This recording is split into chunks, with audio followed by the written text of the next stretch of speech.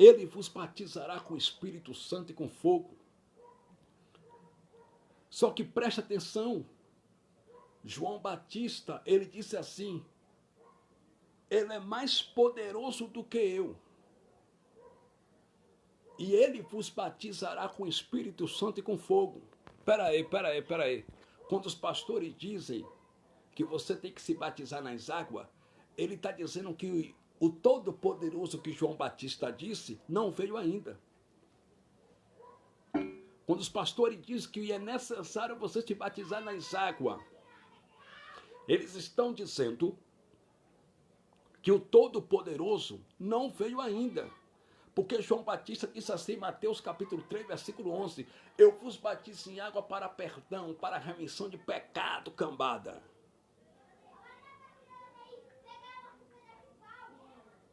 Mas vem um que é mais poderoso do que eu.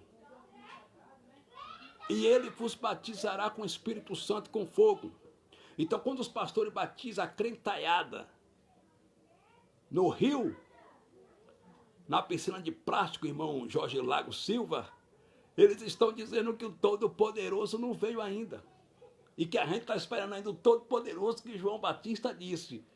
Vem um que é mais poderoso do que eu. Ele vos batizará com o Espírito Santo e com fogo. Eles estão dizendo que Cristo não veio ainda. Eles estão dizendo que Cristo ainda vai vir. E que é necessário você se batizar nas águas para que seus pecados fiquem nas águas. Porque João Batista disse, vem um que é mais poderoso do que eu. Então, pastores do Brasil, quando vocês batizam as pessoas nas águas, vocês estão dizendo que o Todo-Poderoso não veio ainda. Vocês estão dizendo que o mais poderoso que João Batista disse que vai vir, que ia vir, melhor dizendo, que ia vir, não veio ainda. E ele já veio, morreu na cruz do Calvário, derramou até a última gota de sangue por nós e nos batizou de uma vez por todas, na onde? Na sua morte, na cruz do Calvário. Jesus batizou todos os filhos de Deus abençoados em graça na cruz. Essa questão do batismo era uma questão tão discutida entre os cristãos que houve divisão na igreja de Corinto por conta do batismo. Paulo enfrentou uma luta, irmão, uma batalha com os crentes da distinta cidade de Corinto, ou crentes carnais. Os crentes de Corinto eram carnais. A igreja de Corinto estava dividida por conta do batismo. Por quê? 1 Coríntios capítulo 11, versículo de número 10, diz assim a epígrafe, as dissensões na igreja de Corinto. Olha o que Paulo disse. Rogo-vos, porém, irmãos, pelo nome de nosso Senhor Jesus Cristo, que digais todos uma mesma coisa, e que não haja entre vós dissensões, porque tinha dissensões na igreja de Corinto. Corinto era uma cidade grega. Havia dissensões na igreja de Corinto. E que não haja entre vós dissensões. Antes, sejais unidos em um mesmo sentido, em um mesmo parecer. Aí no versículo 11, Paulo diz assim, porque a respeito de vós, irmãos meus, me foi comunicado pelos da casa de Croé, que há contenda entre vós. Versículo 12. Quero dizer com isso, que cada um de vós diz, eu sou de Paulo, e eu de Apolo, e eu de Cefas, e eu de Cristo. Está Cristo dividido? Foi Paulo crucificado por vós? ou foste vós batizado em nome de Paulo? Aí no versículo 14, olha o que Paulo diz, irmão Jorge Lago Silva. Dou graças a Deus, porque a nenhum de vós batizei, exceto, senão, a Crispo e a Gaio, para que ninguém diga que foste batizado em meu nome. Versículo de número 16. E batizei também a família de Estéfanas. Além desses, não sei se batizei algum outro. Aí no versículo 17, Paulo disse assim: porque Cristo enviou-me não para batizar, mas para evangelizar, não em sabedoria de palavras, para que a cruz de Cristo não se faça vã. Então, na igreja de Coríntio havia contendas. Os crentes eram meninos na fé, crentes carnais. Existia divisões, contenda entre eles, pela questão do batismo nas águas. Cada um dizia, eu sou de Cefas, ou seja, eu sou de Pedro. Meu pai na fé é Pedro, porque foi Pedro que me batizou. Outros diziam, não, peraí, meu pai na fé é Apolo, porque foi Apolo que me batizou. Outro dizia, não, meu pai na fé é Paulo, porque foi Paulo que me batizou. Como tem hoje essa mesma meninice, essa mesma contenda, existe em nossos dias, irmão Jorge Lagos. Por quê? Tem irmãos que falam assim, eu fui batizado no ano de 1900 e não sei das contas, na igreja batista do pastor Zezinho. Pastor Zezinho me batizou no ano de 1900, não sei o quê. Ele é meu pai na fé. Eu vou voltar para lá porque ele é meu pai na fé. Outro diz, não, eu fui batizado na Assembleia de Deus no ano de 1900, não sei o que lá das contas. Pastor Fernando é meu pai na fé. Outro diz, não, quem me batizou foi o pastor Diego da igreja não sei o que lá, Brasil para Cristo. Ele é meu pai na fé. É o que está tendo na igreja de Corinto. Intrigas entre eles, dissensões, contendas. Aí Paulo disse assim, foi Paulo crucificado por vós? Ou foste vós batizado em nome de Paulo? A questão do batismo lá criava contendas entre os irmãos. Aí Paulo disse assim, em 1 Coríntios capítulo 1, versículo 14.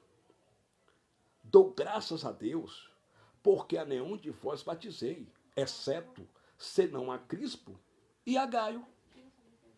Paulo deu graças a Deus porque não batizou muitas pessoas nas águas, exceto, senão a Crispo e a Gaio e a família toda de Estéfanas.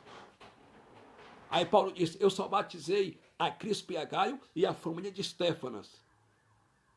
E mais ninguém. E Paulo deu graças a Deus porque não batizou mais ninguém nas águas. E os pastores hoje se exaltam. Domingo, irmão, vai ter batismo e eu vou batizar 50 crentes na praia de Ipanema.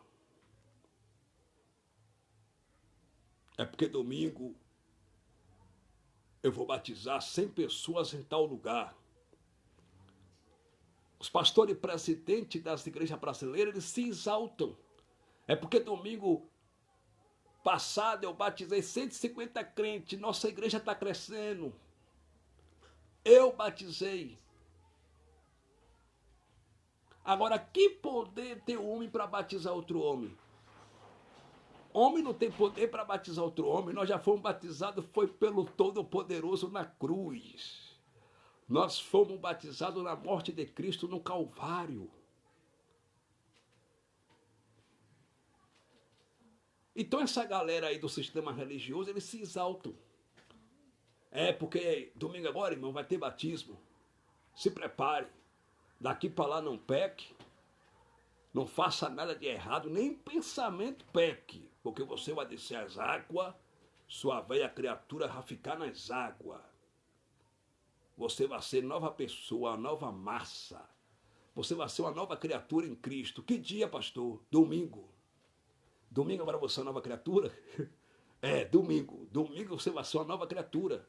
Sendo que nós já somos uma nova criatura, há muitos anos, porque nós fomos crucificados com Cristo e nossos pecados foi no madeiro, ficou no Calvário.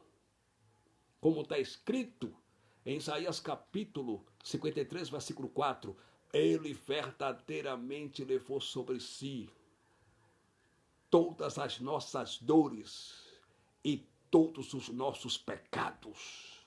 Abba Pai, Cristo na cruz levou sobre ele todas as nossas dores, todas as nossas maldições e todos os nossos pecados. Ele nos colocou perfeito aos olhos do Pai, de sorte que quando Deus na cruz olhou para a humanidade, não viu mais pecado para condenar a humanidade. Porque todos os nossos pecados Cristo levou sobre ele na cruz. Então a questão do batismo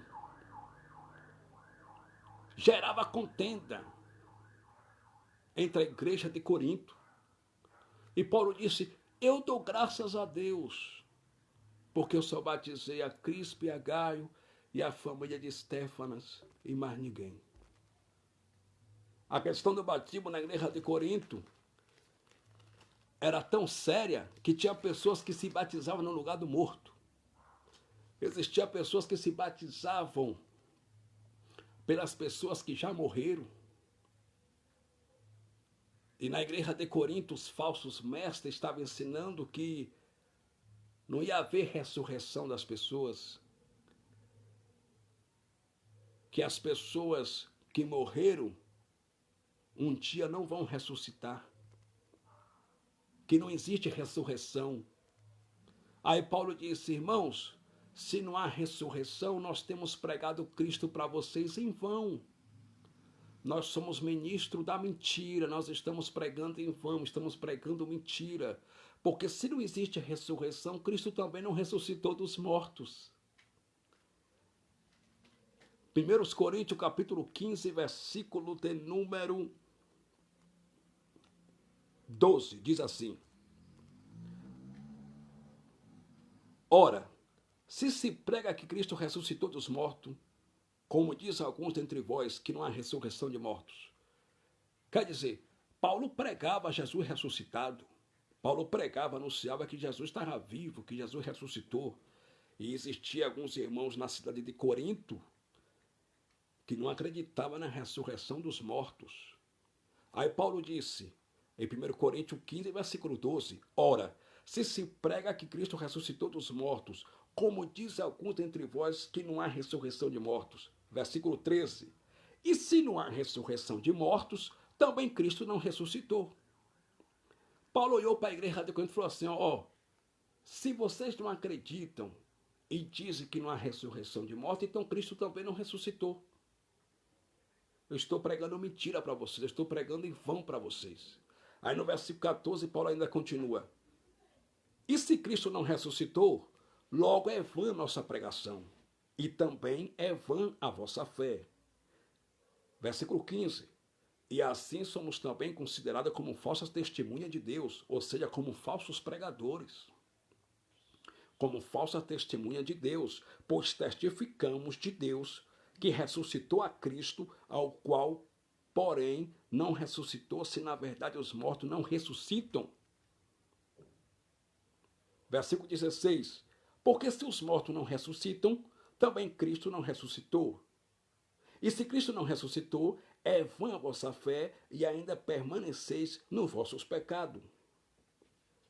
Paulo estava dizendo assim para os irmãos de Corinto, se Jesus não ressuscitou dentre os mortos, vocês ainda continuam cheios de pecado, os pecados de vocês não foram levados na cruz.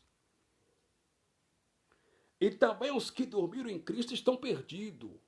Paulo olhou para a igreja de Corinto e disse, olha, aqueles que morreram agora em Cristo Jesus, não tem salvação para eles, estão perdidos, são miseráveis. Porque vocês estão dizendo que não existe ressurreição. Ora, se não existe ressurreição, Cristo não ressuscitou. E se Cristo não ressuscitou, os que morreram em Cristo também estão perdidos. Versículo 19. Se esperarmos em Cristo só nesta vida, somos mais miseráveis de todos os homens. Versículo 20. Mas agora Cristo ressuscitou dos mortos e foi feita as primícias dos que dormem. Então, Cristo que eu estou pregando aqui é o Cristo ressuscitado nessa noite. Ele ressuscitou e eu falei com ele hoje. O meu Jesus está vivo, irmãos. Porque assim como a morte veio por um homem, também a ressurreição dos mortos veio por um homem. Então, a questão do batismo era tão séria na igreja de Corinto que existiam irmãos na igreja de Corinto que se batizavam pelos mortos.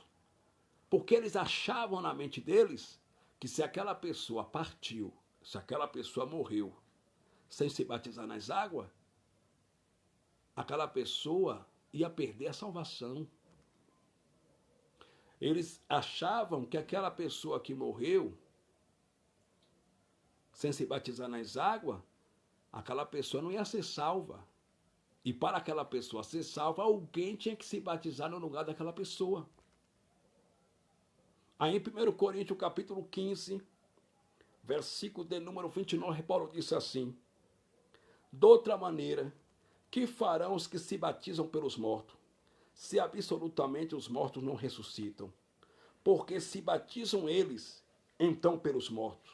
Ou seja, porque se batizam eles, então pelos mortos. Então na igreja de Corinto tinha crente que se batizava no lugar do morto. Por exemplo, o irmão Joãozinho morreu. Só que o irmão Joãozinho não foi batizado nas águas.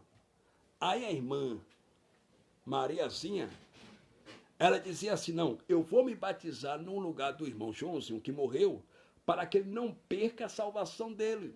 Agora veja que heresia no seio da igreja de Corinto. Os irmãos se batizavam até pelos mortos. E Paulo disse, eu dou graças a Deus que eu não batizei muitas pessoas, só a Crispo e a Gaio. E em Romanos capítulo 6, versículo 3, Paulo vem e diz, nós fomos batizados foi no madeiro. Nós fomos batizados foi na morte de Cristo. Nosso batismo não é carnal, o nosso batismo é espiritual. O Novo Testamento da Bíblia não começa em Mateus. A nova aliança, o novo pacto, não começa em Mateus. A nova aliança, o novo pacto, começa após cruz, após o derramamento do sangue de Jesus Cristo. Assim que Jesus morreu na cruz do Calvário, o Novo Testamento começou, a nova aliança começou, o novo pacto começou. E uma vez que a nova aliança começou, o novo pacto começou, Cristo nos colocou sobre a nova lei, chamada Lei da Graça de Deus. E na graça de Deus, nós não andamos mais segundo a carne. Na graça de Deus, nós andamos segundo o Espírito. Na graça, tudo é espiritual. Até se você ler a Bíblia com os olhos carnais, você não vai entender nada. Você tem que ler a Bíblia com os olhos abertos, com os olhos espirituais, para você entender a Bíblia. Porque na graça, tudo é espiritual. Então nós somos batizados na cruz, na morte de Jesus. Aí Paulo vem e diz para os gauleses, Cristo nos resgatou da maldição da morte. Por que morte? Porque a lei era morte. Os que pregam a lei são ministros da morte. Os que pregam a graça são ministros da vida eterna. Aí Paulo disse em Gálatas capítulo 3, versículo 13, Cristo nos resgatou da maldição da lei. E Cristo nos libertou, nos resgatou da maldição da lei quando ele morreu na cruz do Calvário. Então, se Cristo levou sobre ele todas as nossas maldições na cruz do Calvário, se Cristo nos libertou da maldição da lei de Moisés, se Cristo nos resgatou da lei, na minha vida não existe maldição. Eu sou abençoado, você é abençoado, você é abençoada. Pode fazer 1000 macumba para você, não pega. Pode pegar teu nome e colocar na boca do sapo, não pega. Você é abençoado. Você é abençoada na graça de Deus. pode te invejar, ter inveja de você, dizer que você vai morrer, vai bater o carro, vai virar, vai capotar. Não pega. Você é abençoado. Cristo levou na cruz do Calvário todas as nossas maldições. Na sua casa, na sua vida, não tem maldição. Somos abençoados em Cristo. Cristo nos resgatou da maldição da lei. Quando os pastores do sistema religioso eles fazem um cartaz e colocam assim escrito no cartaz: grande campanha, quebra de maldição. Venha participar conosco da poderosa campanha de cura, milagres e libertação em quebra de maldição. Nessa sexta-feira forte, venha participar conosco da poderosa campanha, sexta-feira forte, campanha de cura, milagres, libertação e quebra de maldição. Quando os pastores anunciam isso, faz esse anúncio e coloca no cartaz, eles estão dizendo que só a mensagem da graça, da salvação, do evangelho não é suficiente. Eles estão dizendo que só a mensagem da cruz, da salvação do homem, não é suficiente para salvar, que a mensagem da salvação não é atrativa e que para atrair as pessoas tem que ter isso, campanha de quebra de maldição. E uma vez que eles fazem isso, eles estão dizendo que o sacrifício de Jesus na cruz do Calvário, morrendo por nós para nos dar vida e vida eterna, foi incompleto. E para eles completarem o sacrifício de Jesus na cruz do Calvário, eles têm que fazer a campanha da quebra de maldições.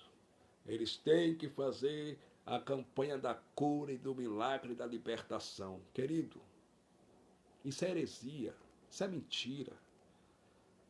As nossas maldições Cristo levou foi na cruz. Então não existe culto de libertação. Porque nós já somos libertos em Cristo. Cristo nos libertou na cruz. Não existe culto de maravilhas, de curas, de milagres. Tudo isso são invencionices do sistema religioso. Observe que na igreja primitiva, em Atos capítulo 2, versículo 44, a Bíblia diz que pela mão dos apóstolos, Deus fazia grandes sinais, prodígios e maravilhas. As curas aconteciam, os prodígios aconteciam, os milagres aconteciam. Mas os apóstolos não colocavam cartaz na porta da casa da irmã Maria, onde eles se reuniam, dizendo assim: venha para o culto de cura na segunda-feira, porque apóstolo Tiago com Pedro vai colocar mãos paralítico e vai andar. Ele não fazia isso. Isso é invencionice do sistema religioso. Isso é um modo de atrair pessoas para suas gaiolinhas. Isso é uma obra do sistema. Porque pela mão dos apóstolos Deus fazia grandes sinais, prodígios e maravilha. Mas Deus fazia grandes sinais, prodígios e maravilha pela mão dos apóstolos, não é porque eles eram santos, não. Não era porque Pedro tinha uma grande oratória. A palavra oratória no grego quer dizer oratere, que significa a arte de falar em público. Não era porque Pedro tinha uma grande oratória, um poder de persuasão muito grande, não. Deus fazia sinais, prodígio e maravilha pela mão dos apóstolos. Não é porque os apóstolos iam para o monte e ficavam 21 dias lá feito louco, sem comer e beber, não.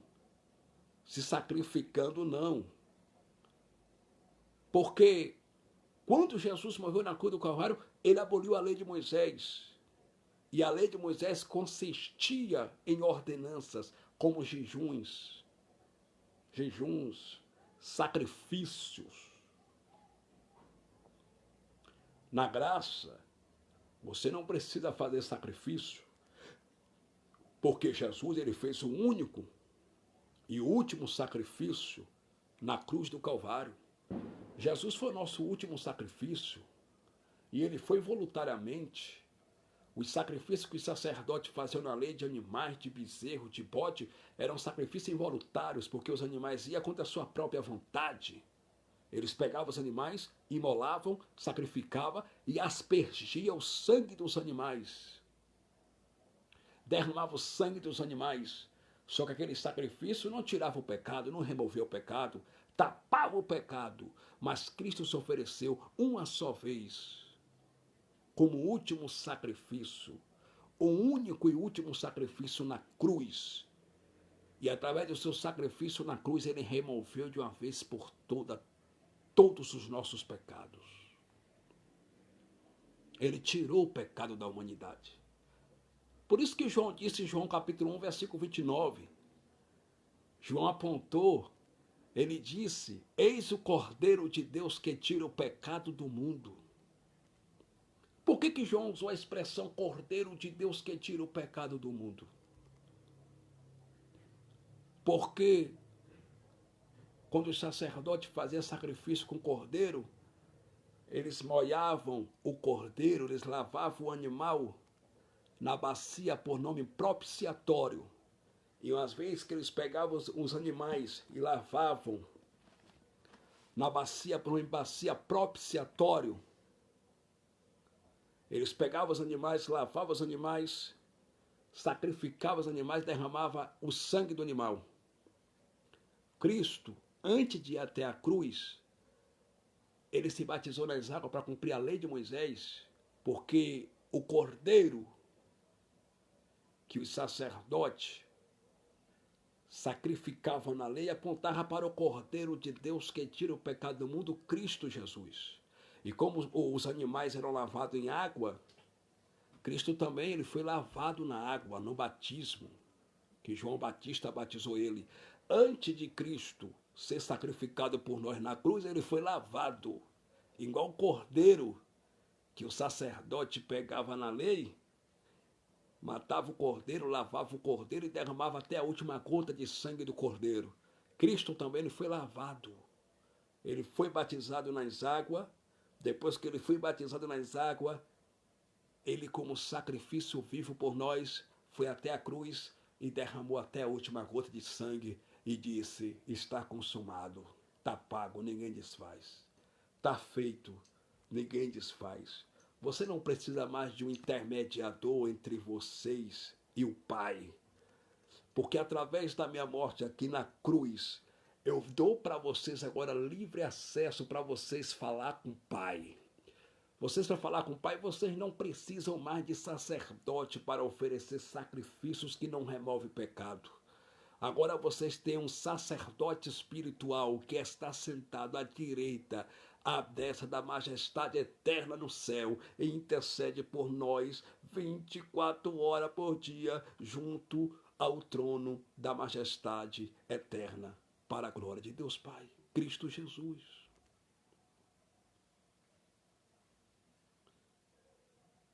Na lei, os israelitas dependiam do sacerdote, porque o povo não tinha acesso à presença de Deus. Só os sacerdotes que poderiam entrar no lugar santo. E no Santo dos Santos, só o sumo sacerdote que poderia entrar uma vez por ano. E ele tinha que entrar não sem sangue, tinha que entrar com o animal na mão, com o novilho. Por quê? Porque ele era pecador. Ele tinha que oferecer sacrifício pelos seus próprios pecados e pelos pecados do povo de Israel. Essa era a missão, era o ofício do sacerdote na lei. Então o sacerdote na lei era o intermediador entre Deus e o povo de Israel. O povo não poderia oferecer sacrifício por si mesmo, eles dependiam do sacerdote. Eles dependiam dos sacerdotes levíticos. Eles dependiam de Arão, porque Arão, irmão de Moisés, também foi sacerdote. E os sacerdotes na lei de Moisés ofereciam sacrifício pelos seus próprios pecados e pelos pecados do povo de Israel. Mas depois da morte de Jesus, Você não depende mais de sacerdote para ter acesso a Deus. Porque agora em Cristo todos nós somos sacerdócio real, como está escrito em 1 de Pedro capítulo 2. 1 de Pedro capítulo 2, o apóstolo Pedro, escrevendo sua missiva universal aos irmãos que estavam espalhados por toda a Bitínia, Capadócia, Ponto da Ásia Menor e Ásia Menor, no ano 95 da era cristã depois de Cristo, o apóstolo Pedro, o nome Pedro quer dizer no grego Petro, significa pedrinha pequena, um fragmentozinho de pedrinha. O nome Pedro quer dizer no hebraico Petra, que é o mesmo significado. Pedrinha pequena, fragmentozinho de pedrinha. Então, na graça, olha o que você é na graça. Olha o que nós somos na graça. 1 de Pedro, capítulo 2. Você não precisa de pastor para você falar com o Pai. Você não precisa de sacerdote para você falar com o Pai. Por quê? 1 de Pedro, capítulo 2, versículo 9, Pedro falou assim: mas vós sois a geração eleita, o sacerdócio real, a nação santa. Olha o que Pedro disse pelo Espírito Santo. Mas vós sois a geração eleita, nós somos eleitos, o sacerdócio real. Então você não precisa mais de sacerdote, porque você é sacerdócio real na graça. Nós somos sacerdotes de nós mesmos. Para nós falarmos com o Pai, você não precisa de sacerdote.